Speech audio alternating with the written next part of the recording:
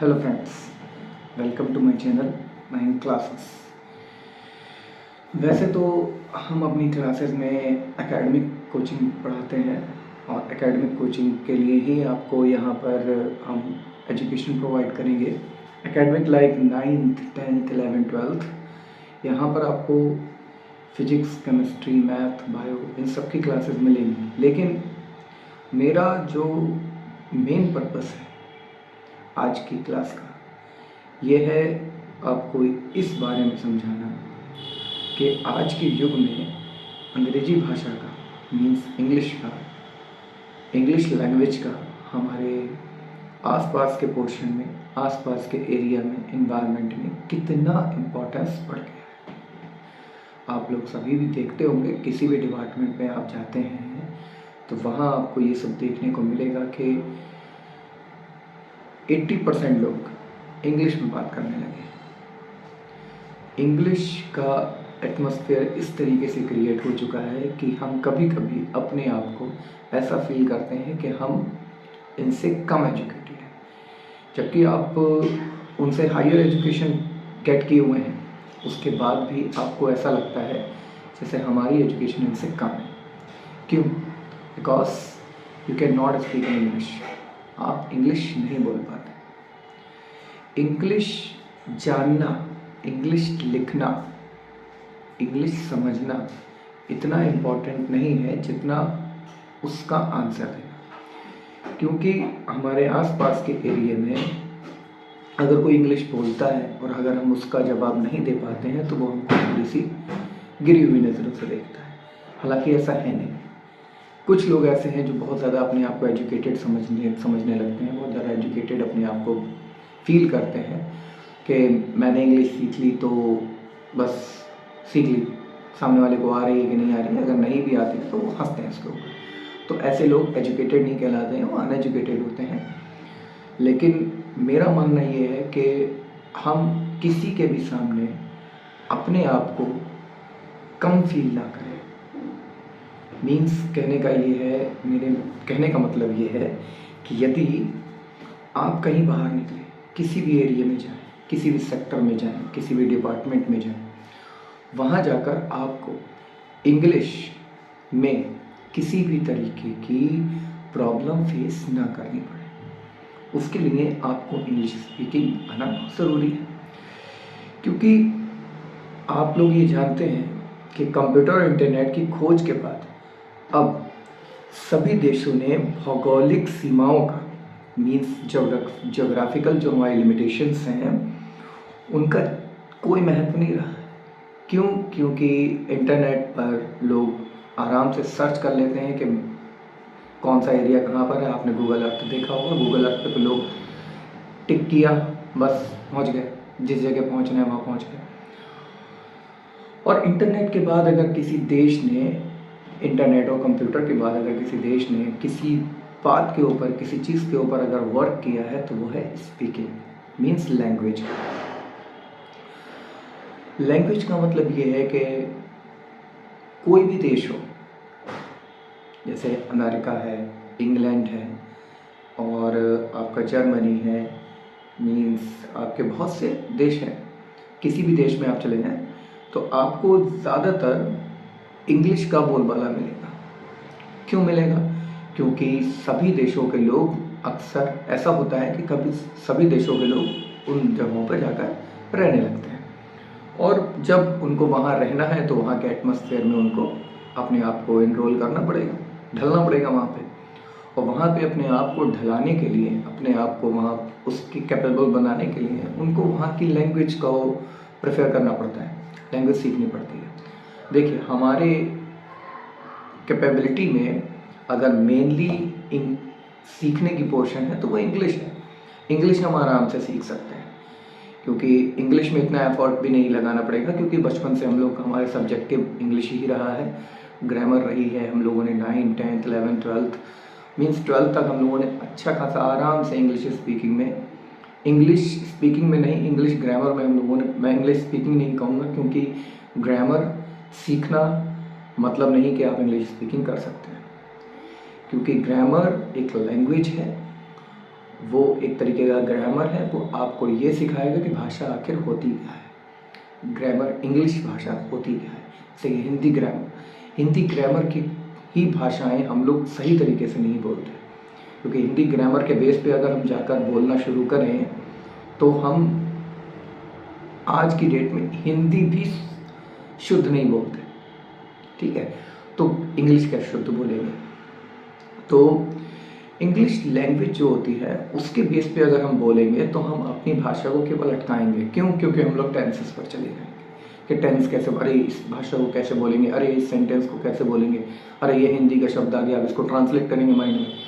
तो वो सब चीज़ें हमारी ग्रामर सिखाती है, ठीक है।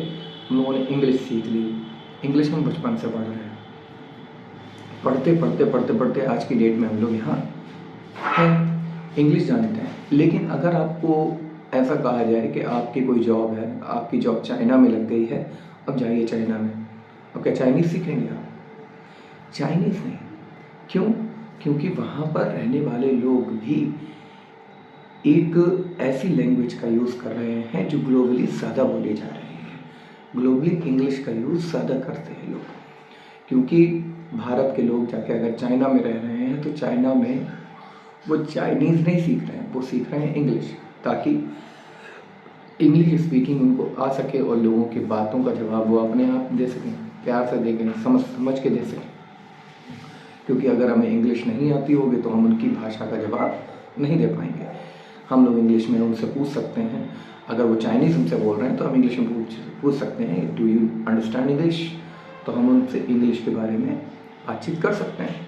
अगर वो इंग्लिश जानते हैं तो ठीक है, नहीं जानते हैं तो हम किसी ट्रांसलेटर को उठाएंगे जो इंग्लिश को जानता है, वहाँ से ट्रांसलेटर उठाएंगे और उसके बाद हम उनसे बातचीत करना शुरू करेंगे, अगर वो हमारे लिए इम्पोर्टेंट है तो। अब आती है हमारे भारत की बात। हमारे भारत में भी आज की डेट में आप देखिए, आप मूवीज़ वगैरह देखते होंगे, तो मूवीज़ में मैं आज की डेट में देख रहा हूँ कि मैंने बहुत सी मूवीज़ देखी हैं जिसमें 50 से 60% इंग्लिश होती है। हमें समझ में तो आता है कि क्या बोला जा रहा है, लेकिन आधी चीज़ें हमारे सिर के ऊपर से निकल जाती है। क्यों? रीज़न ये है कि हम उनकी वोकैबुलरी को तो गेट कर रहे हैं कि वो वोकैबुलरी क्या बोल रहे हैं, वो कि what type of sentences are they are using, what type of vocabulary they are using, वो चीज़ समझ में आता है। बट हम पूरी तरीके से जब तक उस सेंटेंस को समझने की कोशिश करते हैं, जब तक समझने को तब तक अगला सेंटेंस आ जाता है। रीज़न ये है कि हम लैंग्वेज पर नहीं जा रहे हैं, हम ग्रामर पर जा रहे हैं, और ग्रामर पर जाएंगे तो हम उस सेंटेंस को समझते समझते अगले सेंटेंस को पहुंच जाएंगे, क्योंकि अगला सेंटेंस आने में तुरंत ही आ जाता है, क्योंकि वो तो हमारी तरह हिंदी बोल रहे हैं, इंग्लिश की तरह वो इंग्लिश को बोल रहे हैं, वो जैसे हम हिंदी बोल रहे हैं वैसे, क्योंकि वो लैंग्वेज है, ठीक है। तो इंग्लिश और वेब सीरीज़ आप देख लीजिए, जो नॉर्मल भाषा में बनती है वेब सीरीज़, तो वेब सीरीज़ हैं, उनका तो आप इंग्लिश में बोलेंगे ही बोलेंगे, वो तो हिंदी में बोलेंगे। लेकिन जो ग्लोबली हैं, जिसमें आजकल अंग्रेज भी इन्वॉल्व होने लगे हैं, इंग्लिश मैन्स भी आने लगे हैं, लोग अंग्रेज लोग भी उस एनवायरनमेंट में इंक्लूड होने लगे हैं, और हमारे इंडियंस तो बहुत अच्छे से इंग्लिश बोलने लगे। रीज़न ये है कि हर एरिया में, आप किसी भी एरिया में चले जाइए, आप क्रिकेटर्स को देख लीजिए। क्रिकेटर्स, अगर आपका सपना है क्रिकेटर बनने का, तो you have to learn speaking in English, क्योंकि बहुत सी जगहों पर आपको, अगर जैसे IPL चल रहा है, IPL आप देखते होंगे, IPL में सभी देशों के प्लेयर्स ने भाग ले रखा है। सभी देशों के प्लेयर्स ने जब भाग ले रखा है उसके अंदर, तो क्या है कि जैसे कि कोई अंग्रेज है और उसके साथ कोई इंडियन प्लेयर है, अगर इंडियन प्लेयर से अंग्रेज प्लेयर बातचीत कर रहा है, तो इंडियन प्लेयर अगर समझ नहीं पा रहा हो, उसकी बात का जवाब नहीं दे पा रहा है, तो उसको वहाँ पर क्या होगा, थोड़ा सा लेट डाउन, अपने अंदर कॉन्फिडेंस की कमी फील होगी, और वो कॉन्फिडेंस कमी जो होगी उसके क्रिकेट पे भी इफ़ेक्ट करेगी, उसके करियर पे भी इफ़ेक्ट करेगी। तो कहने का मतलब ये है कि इंग्लिश बहुत ज़्यादा ही ज़रूरी नहीं है, लेकिन ज़रूरी है, क्योंकि किसी भी एरिया में आप चले जाएं, वहाँ पे आपको इंग्लिश मिलेगी। और आजकल पेरेंट्स के सामने भी ये चुनौती आ रही है कि जब वो किसी बच्चे के PTM वगैरह में जाते हैं, आजकल ट्रेंड चल गया है कि इंग्लिश मीडियम तो स्कूल में पढ़ाना है बच्चों को, इंग्लिश मीडियम स्कूल में पढ़ाना है। सिंपली बात है, आजकल हर कोई चाहता है अपने बच्चे को अच्छा वेल एजुकेटेड करना, वेल एजुकेशन देना। बहुत अच्छी एजुकेशन है, CMS हो गया, बहुत से स्कूल हो गए, मतलब हमारे इंग्लिश मीडियम स्कूल्स जो हैं वहाँ पर ही पढ़ाने की कोशिश की जाती है, क्योंकि हम चाहते हैं हमारा बच्चा जो है वेल एजुकेटेड हो और ऐसा एटमॉस्फेयर उसका बने कि वो इंग्लिश बोले या फिर अच्छा इंसान बने और अच्छा करियर क्रिएट कर पाए। वो कैसे बनेगा? अच्छे स्कूल में पढ़ेगा, अच्छा एनवायरनमेंट होगा उसका और अच्छा उसका ऑरा होगा, आसपास के लोग जो हैं वो अच्छे होंगे, आसपास के लोग करियर की बातें करेंगे, इधर उधर की बात नहीं करने वाले होंगे, करियर की बात करने वाले लोग होंगे।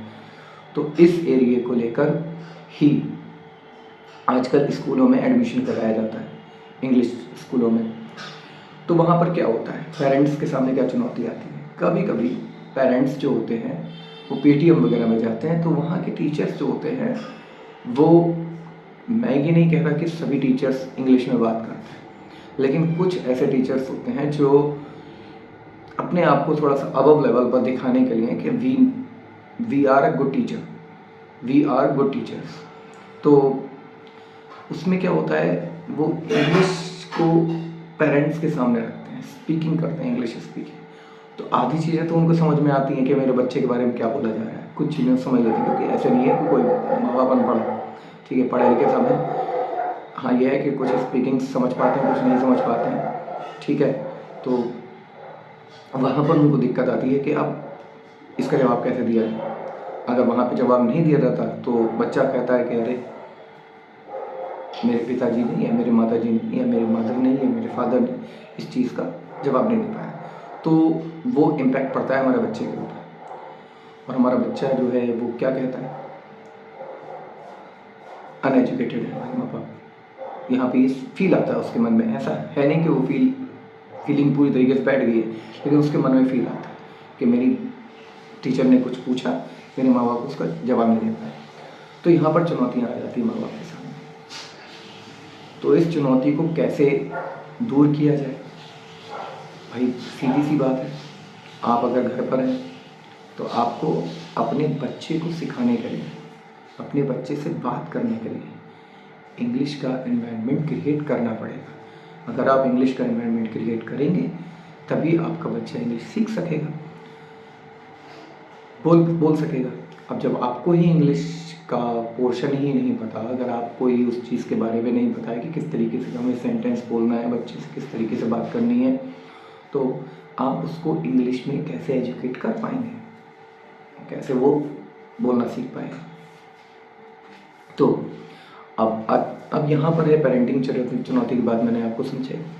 अब आती है कि इंटर के बाद क्या होता है हमारे साथ। इंटर तक तो हम लोग बड़ी हुल्ला हुल्ली में पढ़ाई लिखाई कर लेते हैं, इधर उधर से ऐसे न तैसे हम लोग बस इंटर पास करना है। हमारे मन में क्या होता है कि हमें इंटर में एजुकेशन पानी है, इंटर तक हमें अच्छे नंबर लाने हैं, अच्छी मेरिट बनानी है, पास हो जाना है। अब मेन पोर्शन आता है, मेन चुनौती आती है इंटर के बाद।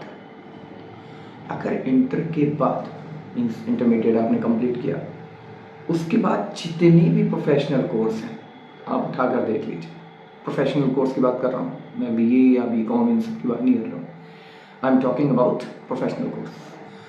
तो प्रोफेशनल कोर्स में क्या होता है, these all courses provide you for learning speaking in English. All subjects are in English. आप किसी भी सब्जेक्ट को उठा लेंगे तो सभी सब्जेक्ट्स में इंग्लिश होगी, आप समझ लेंगे, बट कई चीज़ें ऐसी होंगी जो आपको याद करने में दिक्कत होगी, आपको लर्न करने में दिक्कत होगी, आपको समझने में दिक्कत होगी। अब जिसका जो बैकग्राउंड है वो इंग्लिश का बैकग्राउंड रहा है, लाइक बहुत बड़े बड़े स्कूल से पढ़े हुए बच्चे, इनसे इंग्लिश का एनवायरनमेंट उनका चारों तरफ से है, तो वो तो उस चीज़ को थोड़ा सा क्वालिफाई करके ले जाते हैं। बट हम लोग यूपी बोर्ड वाले, मैं भी यूपी बोर्ड से ही हूँ, मैंने भी यूपी बोर्ड से ही किया है, तो जो भी चीज़ें मैंने अपनी कंप्लीट की है यूपी बोर्ड से ही की है। सो यूपी बोर्ड के बच्चे बीच में अटके हुए होते हैं। वो कुछ बच्चे इंग्लिश के मीडियम से, इंग्लिश मीडियम से यूपी बोर्ड को कंप्लीट कर लेते हैं, कुछ तो हिंदी मीडियम से करते हैं। हिंदी मीडियम वाले बहुत परेशान रहते हैं बेचारे। उनके सामने आती है, सबसे बड़ा क्वेश्चन आता है जब वो इंटर कंप्लीट करने के बाद अपने आगे आने वाले कोर्सेज के बारे में सोचने बैठते हैं, तो वहाँ पर उनको ये तकलीफ होती है कि अब मैं सिलेक्ट करूँ तो क्या सिलेक्ट करूँ। अब वो सिलेक्ट करने के लिए जब बैठते हैं, तब उन्होंने अगर बीटेक स्टार्ट किया, बीटेक को सिलेक्ट किया, all subjects are in English, सब कुछ इंग्लिश में होता है, डिट्टो इंग्लिश में। अब जब वहाँ पहुँचते हैं बीटेक करने के लिए, इंजीनियरिंग करने के लिए, तो वहाँ पे उनको तकलीफ होती है। नोट्स करवाए जाते हैं इंग्लिश में, क्योंकि हिंदी में नोट्स होते नहीं हैं बीटेक के, टोटल इंग्लिश में रहता है। नीट की तैयारी करेंगे टोटल इंग्लिश में, अगर हिंदी में तैयारी कर भी ली तो आप MBBS आप इंग्लिश में करेंगे, ठीक है। दिक्कत आपको सामने करनी पड़ेगी, अभी नहीं, इस एक साल नहीं, अगले एक साल नहीं, उसके अगले साल नहीं, आपको आने वाले कुछ टाइम में दिक्कत का सामना करना पड़ेगा। तो क्यों ना इस कोर्स को, प्रोफेशनल कोर्स को करने से पहले कुछ मंथ लगा के, 1 या 2 या 3 मंथ लगाकर हम अपनी स्पीकिंग, अपनी लैंग्वेज मीन्स अपनी राइटिंग स्किल और अपनी लिसनिंग स्किल और अपनी स्पीकिंग स्किल को वेल एजुकेटेड कर लें, वेल कर लें, अच्छा कर लें। तो उससे क्या होगा, उससे ना कि हमें फ़ायदा होगा, हमारे पेरेंट्स को भी फ़ायदा होगा। हमें भी फ़ायदा हो रहा है, हमारे पेरेंट्स को भी हो रहा है। सबसे बड़ी चीज़, हमारे पेरेंट्स ये चीज़ समझने लगते हैं कि बच्चा मेरा, सीधी सी बात है, अगर आप अपने माँ बाप के सामने जाके इंग्लिश में बोलेंगे तो माँ बाप यही कहेंगे, बच्चा मेरा वेल एजुकेटेड है, अच्छी जगह पढ़ रहा है और अच्छी जगह उसको इंग्लिश सिखाई जा रही है, अच्छी इंग्लिश सिखाई जा रही है। इंग्लिश का बोलना मतलब एजुकेटेड, आज की डेट में सीधी सी बात है। तो सीखना बहुत ज़रूरी है। आज नहीं सीखेंगे, कल नहीं सीखेंगे, परसों सीखनी पड़ेगी, नरसों सीखनी पड़ेगी, आने वाले समय में सीखनी पड़ेगी, सीखनी दो भाई। स्पीकिंग, विदाउट स्पीकिंग चलेगा नहीं। या तो आप बिजनेस अपना खोल के बैठ जाएं तो बात अलग है, लेकिन अगर आपको प्रोफेशनल कोर्स करना है, so you have to learn English, you have to learn English, you have to speak in English. English बोलनी ही पड़ेगी आपको। सो ये आ गया आपका करियर से रिलेटेड। करियर में आपका MCA करें या PCA करें, BBA करें, MBA करें, BTech, NEET, MBBS, any type means law भी अगर आप करते हैं। अब आप ये सोच रहे हैं कि लॉ हिंदी मीडियम से कर लेंगे तो हो जाएगा, नहीं भाई, आपको कई बार ऐसे वकीलों से सामना करना पड़ता है, ऐसे एडवोकेट्स से सामना करना पड़ता है, ऐसे लॉयर्स से सामना करना पड़ता है जो टोटल इंग्लिश में ही बात करते हैं। तो कैसे आप उनके सवालों का जवाब देंगे, आप कैसे क्विट करेंगे क्वेश्चन, आप उनका जो क्वेश्चन होगा उसका जवाब कैसे रखेंगे। तो लॉयर ही नहीं बन पाएंगे आप सही। आज जब उनके आप अपना वहाँ पे केस हारेंगे, डेफिनेटली हारेंगे। रीज़न क्या है, क्योंकि आप जब सामने वाले की बात का तोड़ ही नहीं रख पा रहे हैं, उसको वहाँ पर कट नहीं कर पा रहे हैं, उसको क्रॉस क्वेश्चंस नहीं कर पा रहे हैं, तो किस तरीके से आप वहाँ पर वेल एजुकेटेड कहलवाएंगे, आप कैसे जवाब दे पाएंगे और किस तरीके से आप वहाँ पर अपना केस जीत पाएंगे। तो रीज़न यही है कि आपको वहाँ पर परेशानियों का सामना करना पड़ेगा, ठीक है। अब दूसरी चीज़, अगर आप अपना बिजनेस को ही स्टार्ट करते हैं, मीन्स मैं बिजनेस ये परचूनी की शॉप नहीं कह रहा हूँ कि आप कोई दाल, चीनी, नमक वगैरह की सभी दुकानें खोल के बैठ जाएं, वहाँ पे आपको इंग्लिश की ज़रूरत पड़ेगी, नो, वहाँ पे ज़रूरत नहीं है। मीन्स अगर आपको अपना अच्छा एटमॉस्फेयर बनानी है, अच्छी शॉप को ओपन करना, मीन्स अगर आपको किसी मॉल में अपनी शॉप ओपन करनी है तो you have to speak in English. आपको इंग्लिश का थोड़ा सा नॉलेज होनी चाहिए इंग्लिश में बात करने की। अगर आप डिसेंटली किसी से बातचीत करते हैं, प्रोफेशनल एटिकेट्स एंड मैनर्स में आप किसी से बातचीत करते हैं, तभी तो आपकी शॉप में कोई एंटर करेगा, कोई आपसे बातचीत करेगा, अदरवाइज कौन बात करेगा आपसे। वहाँ पर आप हिंदी में बोलते हैं, हिंदी में बोलना है, ठीक है, हिंदी में बोलना मना नहीं है भाई, सीधी सी बात है। हमने अपनी एजुकेशन है, हमने सारी चीज़ें अपनी मातृभाषा में की है। हमें मातृभाषा से कोई भी परहेज नहीं है। मातृभाषा है, हमें हमारे दिमाग में है, वो तो मातृभाषा है भाई, उसे हमें सीखने की ज़रूरत नहीं है। सीखने की ज़रूरत उसको है जो हम नहीं जानते, जानना बहुत ज़रूरी है। अगर अभी भी आपको ये लगता है कि इंग्लिश के बिना आपका एरिया चल जाएगा, आपका फॉर्मेशन हर चीज़ चल जाएगी, आपके कोर्स वगैरह चल जाएंगे, आपका जीवन चल जाएगा, तो मत करिए। मैंने इस चीज़ का जोर भी नहीं डाला, ना करिए। मैं तो ये चीज़ आपसे केवल बता रहा हूँ कि इंग्लिश क्यों ज़रूरी है। अगर आप इंग्लिश का कोर्स करना चाहते हैं तो आज ही से, अभी से डिसाइड कर लीजिए, क्योंकि सीखना बहुत ज़रूरी है। आज आप सीखेंगे, आने वाले समय में आपकी पीढ़ियाँ सीखेंगी। आपकी पीढ़ियाँ नहीं, आपके आसपास के भाई, छोटे भाई बहन, या फिर वो लोग जो आपसे जुड़े हुए हैं, उनको भी आप स्पीकिंग का पोर्शन समझा सकते हैं। अगर आप उनके सामने इंग्लिश बोलेंगे तो उनको भी ये चीज़ रियलाइज़ होगी कि कल ये क्या बोल रहा था, आज देखिए कहाँ से कहाँ पहुँच गया। इंग्लिश बोलना बहुत ही मेन है आज का, किसी भी सेक्टर में आप चले जाएं। अब मान लिया आप किसी गवर्नमेंट जॉब की तैयारी कर रहे हैं, ठीक है, यहाँ पर गवर्नमेंट जॉब की, अब कुछ लोगों के मन में ये आ रहा होगा, अरे हम तो गवर्नमेंट जॉब की तैयारी करेंगे, वहाँ पर क्या इंग्लिश की ज़रूरत पड़ेगी। ठीक है, करो तैयारी, कोई ज़रूरत नहीं पड़ेगी। बन जाओ ग्राम पंचायत अधिकारी, बन जाओ लेखपाल, बन जाओ पुलिस ऑफिसर, ठीक, कोई बात नहीं, सब बन सकते हैं। अगर आपकी पोस्टिंग आपके ही एरिया में होती है तो आपको इस चीज़ की नीड नहीं है। बट अगर आपका ट्रांसफ़र, क्योंकि भाई आप जानते हैं गवर्नमेंट में ट्रांसफ़र होते हैं, अगर आपका ट्रांसफ़र ऐसी जगह हो जाए जहाँ की लैंग्वेज के बारे में आपको नहीं पता, मीन्स आपका तमिलनाडु में हो जाए, कर्नाटक में हो जाए, केरल में हो जाए, आप बांग्लादेश चले जाए, किसी और देश में भी हो सकता है। ऐसा नहीं है कि आप इसी देश में रहेंगे, किसी और देश में भी जा सकते हैं। भाई किसी भी सेक्टर से आपको जहाँ ज़्यादा इनकम मिलेगी, जहाँ आपको ज़्यादा सोर्स मिलेगा, आपको इनकम सोर्स जहाँ पर ज़्यादा मिलेगा, आप वहीं पे भागने की कोशिश करेंगे ना।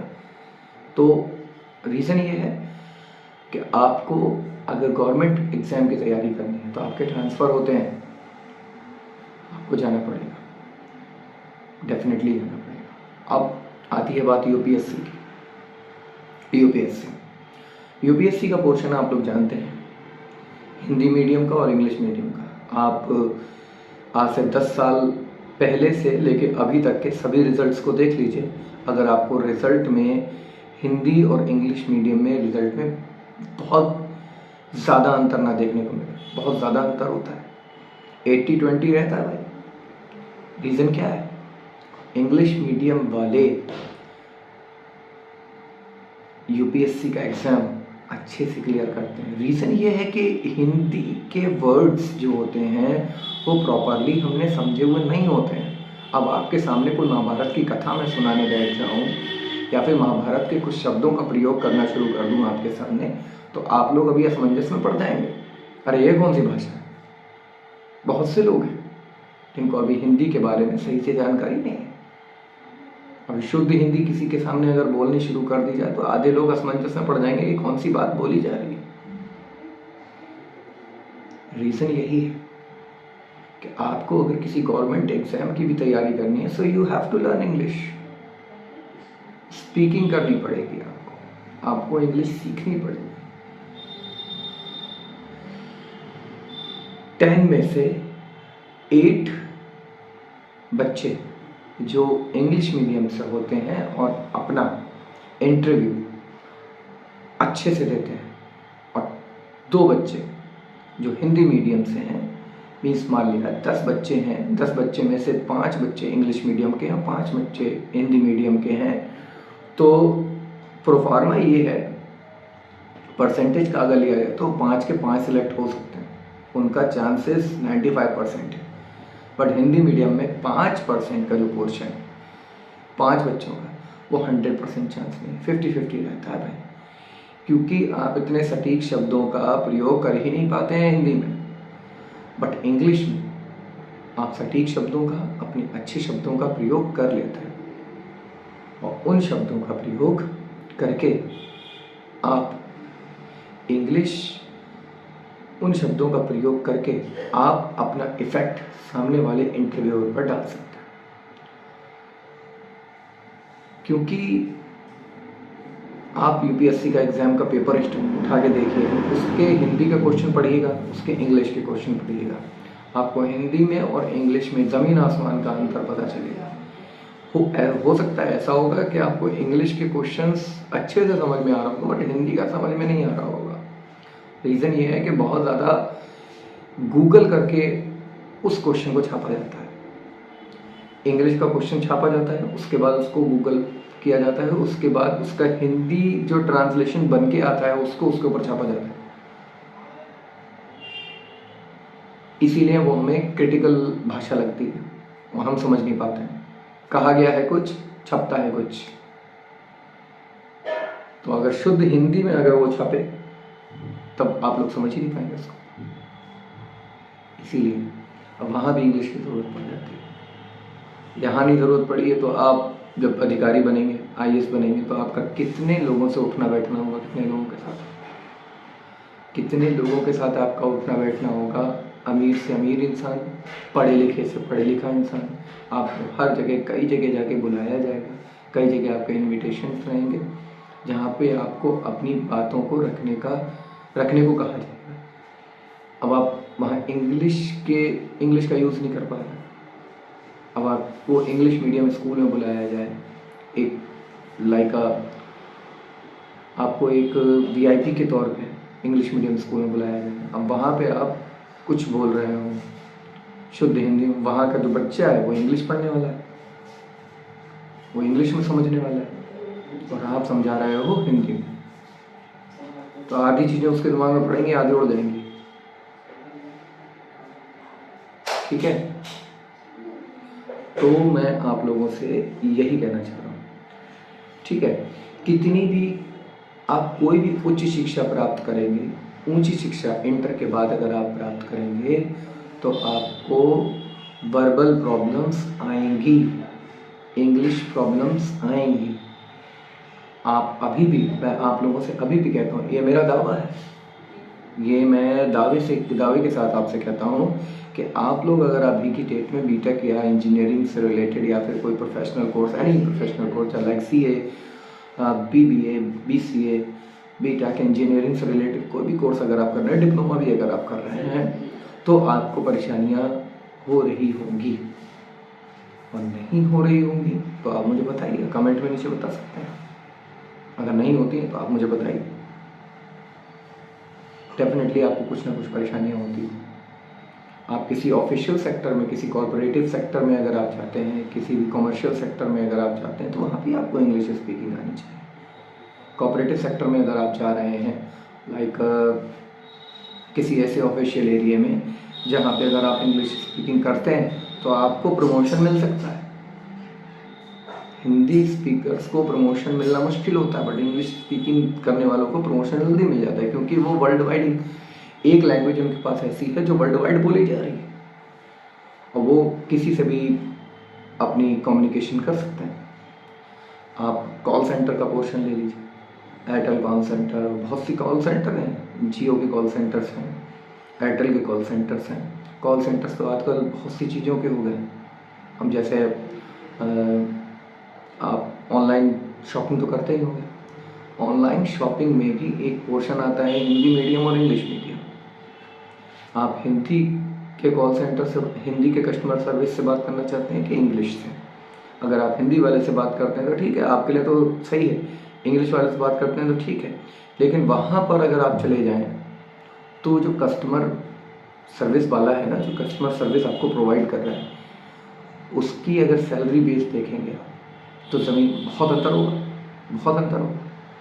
कम से कम हो सकता है 5-5, 6-6 हज़ार का अंतर हो, 10-10 का भी हो सकता है अंतर। क्योंकि इंग्लिश स्पीकिंग कोर्स करने के बाद, इंग्लिश बोलने के बाद आपको बहुत सी चीज़ें अच्छी प्रोवाइड हो जाती हैं, आपको एरिया अच्छा प्रोवाइड हो जाता है। मैं ये नहीं कह रहा कि आपको अंग्रेज बनना है, लेकिन आपको इंग्लिश ऐसी आनी चाहिए कि अगर कोई आपसे क्वेश्चंस कर रहा है तो आप उसका जवाब दे सकें, रिप्लाई उसको दे सकें और एटिकेट्स के साथ दे सकें। अगर आपको सही तरीके से ग्रामर की नॉलेज है, but you don't know how to speak in English में कैसे बोलना है आपको नहीं पता, बट क्या है, आपको आंसर देना है, तो आप क्या करेंगे, हिंदी में आंसर देंगे। ठीक है, सही है। और मेरे दोस्तों के लिए मैं बात बताना चाहता हूँ जो नई उम्र के बच्चे हैं, उनको अगर इंग्लिश स्पीकिंग आती है और किसी के सामने खड़े होकर अगर वो इंग्लिश बोलते हैं तो इम्प्रेशन अच्छा होता है। अपना इम्प्रेशन किसी के सामने डालने के लिए, जमाने के लिए आपको इंग्लिश स्पीकिंग आनी चाहिए। ये सब चीज़ें आप जानते होंगे, ये मुझे कहने की ज़रूरत नहीं है, फिर भी मैं यहाँ पे क्योंकि समझा रहा हूँ, बता रहा हूँ, तो मुझे इंक्लूड करना पड़ रहा है। इसलिए अगर आप सॉफ्टवेयर का कोर्स कर रहे हैं, कंप्यूटर का कोर्स कर रहे हैं, किसी सॉफ्टवेयर का कोर्स कर रहे हैं, एसी का कोर्स कर रहे हैं, आप किसी मैकेनिकल पोर्शन का कोर्स कर रहे हैं, किसी भी चीज़ का कोर्स कर रहे हैं आप, तो आपको साथ साथ इंग्लिश स्पीकिंग का भी कोर्स कर लेना चाहिए। इतना महंगा तो होता नहीं। आप सारे कोर्स कर लेते हैं, लेकिन जो मेन है आपको अपर लेवल तक ले जाएगा, वही कोर्स आप नहीं करते हैं।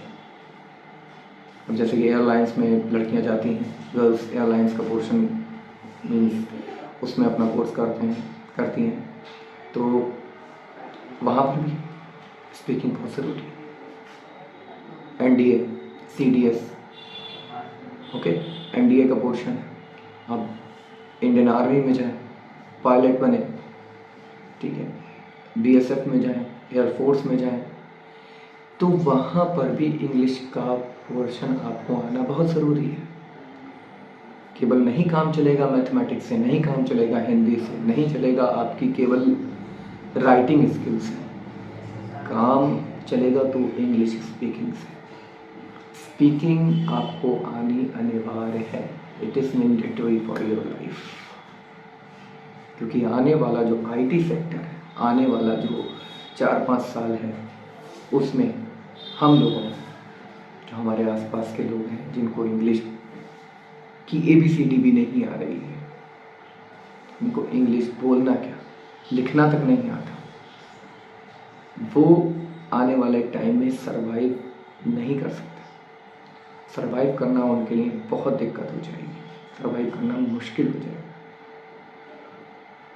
अब बहुत से लोग अपने देश को छोड़कर मीन्स भारत से कहीं बाहर रहने लगते हैं, तो उनको इन सब चीज़ों इन कठिनाइयों का सामना करना पड़ता है। शुरुआत में करना पड़ता है, लेकिन बाद में जब वो कैपेबल हो जाते हैं, इंग्लिश स्पीकिंग वगैरह सीखते हैं, उसके बाद उस चीज़ को अपनी जनरल लाइफ में, रोज़मर्रा की लाइफ में इंक्लूड करते हैं, तो उनको स्पीकिंग आ जाती है, लोगों से इंटरेक्शन आ जाता है, लोगों की बात समझना भी आता है, उनका जवाब देना भी आ जाता है।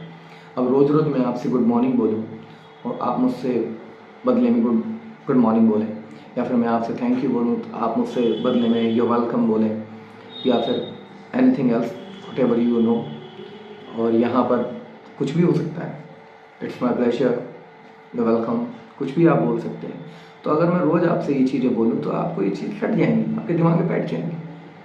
अच्छा, दिमाग में बैठ जाएंगी तो आपसे अगर कोई आने जाने वाला इंसान थैंक यू बोलेगा तो आप यू वेलकम बोलेंगे। ये तो बहुत सिंपली वर्ड बोला है मैंने। बहुत सी ऐसी चीज़ें हैं, बहुत से ऐसे सेंटेंसेस हैं, इनका जवाब देना हमें आज भी नहीं आता। एक्सक्यूज़ मी का जवाब होता है एक्सक्यूज्ड। तो एक्सक्यूज्ड, अगर मैं आपसे एक्सक्यूज़ मी रोज़ बोलूँ एक्सक्यूज़ मी, आप कहेंगे एक्सक्यूज्ड, मैं कहूँगा एक्सक्यूज़ मी, आप कहेंगे एक्सक्यूज्ड, तो वहाँ पर क्या होगा, अब आप उस वर्ड को अपने माइंड में रख चुके होंगे। अब कोई भी आपसे एक्सक्यूज़ मी बोलेगा तो आपके मुंह से तुरंत अपने आप ही निकलेगा एक्सक्यूज्ड, तो वहाँ पर आपका इंप्रेशन सामने वाले के ऊपर अच्छा पड़ेगा। समझे? तो मेरे कहने का मतलब यही था कि इंग्लिश स्पीकिंग आपके लिए कितनी ज़रूरी है। तो ये तो बात रही इंग्लिश स्पीकिंग कितनी ज़रूरी है। तो मैं आपको अपने इस चैनल पर स्पीकिंग से रिलेटेड बहुत सी नॉलेज दूंगा। अगर आप इस कोर्स को भी ज्वाइन करना चाहते हैं तो मेरा जो चैनल है उस पर मैं अपना लिंक सेंड कर दूंगा। उस लिंक पर आप लोग आकर मुझसे बातचीत कर सकते हैं, या डायरेक्टली मेरा कॉल नंबर फ़ोन नंबर भी इसमें इंक्लूड कर दूंगा इसके डिस्क्रिप्शन में। आप मुझसे बात भी कर सकते हैं। ऑनलाइन कोर्स भी परचेज़ कर सकते हैं, ऑफलाइन कोर्स भी ले सकते हैं, जैसा चाहें। बहुत ही अच्छी फ़ीस के साथ, बहुत ही कंफर्टेबल फ़ीस के साथ आपको मैं इंग्लिश के लिए एकदम कैपेबल बना दूंगा, ये मेरी गारंटी है। बाकी आप बस कोर्स को परचेज कीजिए। ऑनलाइन कोर्स आपको लेना है या ऑफलाइन कोर्स लेना है, जैसा भी आपको कोर्स पसंद आता है आप उसको परचेज कर सकते हैं। और ये मेरी गारंटी है कि मैं आपको उस चीज़ के बारे में कैपेबल बना दूंगा, ये मेरी गारंटी है। ठीक है, आप अगर 0 लेवल पर हैं, 0 लेवल से आपको मैं 100 लेवल तक लेकर आऊँगा। 0 लेवल बेसिक मीन्स अगर आपको केवल ABCD भी आती होगी तो मेरे लिए इनफ है। I can make you understand how to speak in English. Okay, तो आपको अगर मेरी बातें समझ में आई हों, अगर इस चीज़ को अगर आप फॉलो करते हो, अगर आप एग्री करते हैं, तो अपना कीमती समय निकालकर, कीमती वक्त निकालकर मेरे चैनल को सब्सक्राइब कीजिएगा। और अगर आपके पास समय और हो तो कमेंट में ये ज़रूर लिख के बताइएगा कि आपको ये वीडियो कैसी लगी। और आप कमेंट में ये सब बताइएगा कि इंग्लिश आपको, आप अपनी बात को भी रखें कमेंट में कि आपको इंग्लिश किस वजह से प्रॉब्लम करती है, आपको कहाँ कहाँ इंग्लिश की वजह से प्रॉब्लम फेस करनी पड़ती है। ठीक है, तो कमेंट में आप मुझे ज़रूर बताइएगा आपको ये सब कैसा लगा, आपको ये वीडियो कैसी लगी। तो आज के लिए इतना ही। अब आप जो है मुझे अपना कीमती समय निकाल कर आप लाइक कीजिएगा वीडियो और सब्सक्राइब कीजिएगा। ठीक है, तो फिर मिलते हैं एक अच्छे से टॉपिक के साथ, एक अच्छी सी बातों के साथ, अच्छी बातों के साथ फिर मिलेंगे। अभी के लिए आपसे अलविदा चाहता हूँ, आपसे इजाज़त चाहता हूँ। नमस्कार।